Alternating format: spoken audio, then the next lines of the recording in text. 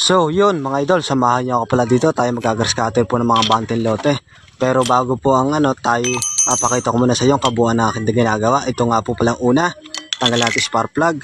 Tinanggal na nga po natin. Aba, sunog. Malakas siguro ang pagluluto dyan sa loob at malakas yung gatong. Sana all may nagluluto. Ayan nga po at nakita nyo, talinisan natin. Ayan nga po at ibabalik na natin na para matry po natin mamaya na patakbuhin po yung grass cutter. Hindi nga po palang tatakbo yan gawa na wala pong paa. Ayan po, tayo kabit na natin mga idol. Siyempre po, lalagyan po natin ng gasolina at susubukan natin sindihan. Ay, sana all sisindihan. Baka po lumingas yan mga idol. Siyempre po, charot lang po yan mga idol. Ayan na nga po, tinodo na natin yung gasolina.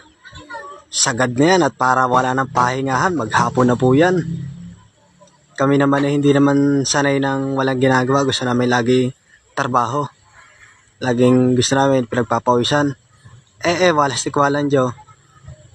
Nilagyan ng gasolina tapos i-drain ng konti. Lakas ng kalokohan ng ginagawa mo yan. Oh, yun. Tapos saka pinunasan mga idol. Ayan nga po, makikita nyo.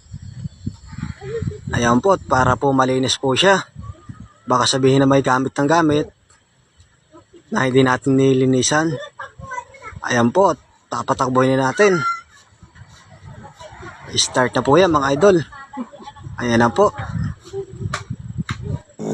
Yan na nga po mga idol, yung ginagrass cutter natin. At samahan nyo kami dito.